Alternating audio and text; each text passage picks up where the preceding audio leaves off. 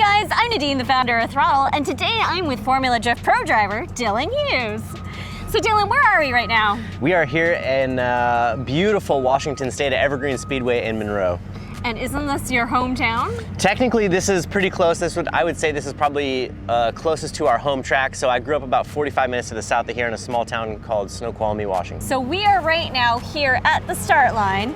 Can you tell us where the lead goes and where the chase goes? And let's start walking around the track. Cool, so right now we are standing in the chase position. So the chase basically gets a little bit better of a run at the first turn here, and then the lead driver to our left here has to go through the chicane, basically to make sure that they can't just run away from the chase driver, to make sure that we get good tandem, right? So then we got a pretty long straightaway, about an 85, 90 mile an hour entry into that 5/8 mile oval bank up there. And this one's a little bit spooky because every single lap you've got to be careful. You're going into that bank going real fast, and that is a big solid concrete wall that does not move, trust me. What's the speed you're going into that bank about? About 85, 90 miles an hour probably, and then towards the end of the bank, I would say definitely 90 miles an hour. It's plenty fast. Okay, and what usually is the initiation style that you go for here? So for me, at this track, I run my car in fourth gear, so I'll go first, second real quick through the chicane in the lead position. I'll hit third somewhere down the straightaway, fourth somewhere down the straightaway, and as I hit fourth, it will start to walk the back end of the car, and it will spin the tires.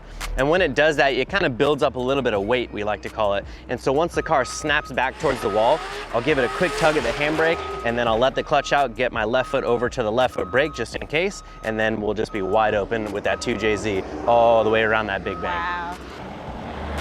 So in terms of the judges, they really want you to be almost touching the wall, that whole bank, right? The whole bank, yeah, pretty much. And that's gonna give you maximum points if you can basically drag your back tire or your back bumper on that thing all the way around, which is kind of silly if you think about it.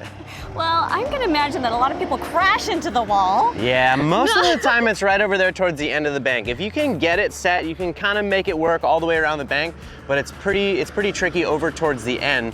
And we'll go over there and check that out in just a second. But it kind of, the way that the wall is shaped, and it kind of pinches you off, and you're going so fast, you got to slow down. There's a lot of things into play, so we'll check that out in a second. Okay, what about interclip 1 and 2? Where are those? So after you come off of the bank, you do an outside touch and go, and then you transfer back, you have another outside zone, and then you work your way back across the track to inside clip 1 way over there. And this track only has 1 inside clip, which I'm definitely a fan of.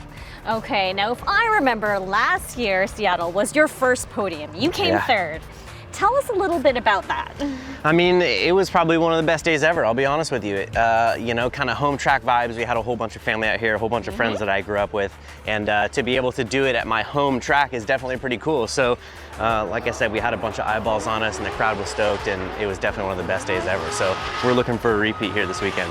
So right here, Nadine, we're at the end of the 5/8 mile oval bank right here. So right about this area on the track is where you got to start slowing down, because you're going so fast in this big bank behind us that you definitely can't maintain that momentum coming off into the infield. So you kind of have like a little bit of a checkup. There's a small decel zone right here, which basically is a zone that we are allowed to slow the vehicle down at. Besides the decel zones, you have to be wide open everywhere on the track.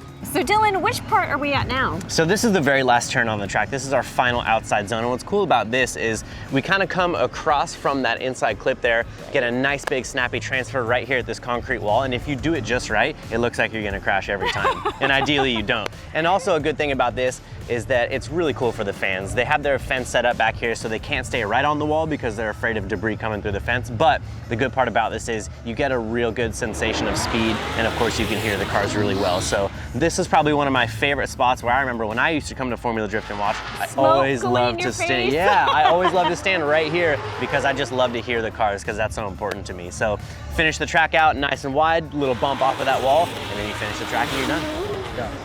So thanks, Dylan. Really appreciate doing this track walk with you in your hometown. Where can people get in touch with you? So pretty much any one of the major social media platforms, Instagram, Throdle, Facebook. Hit me in the DM, I'll do my best to answer.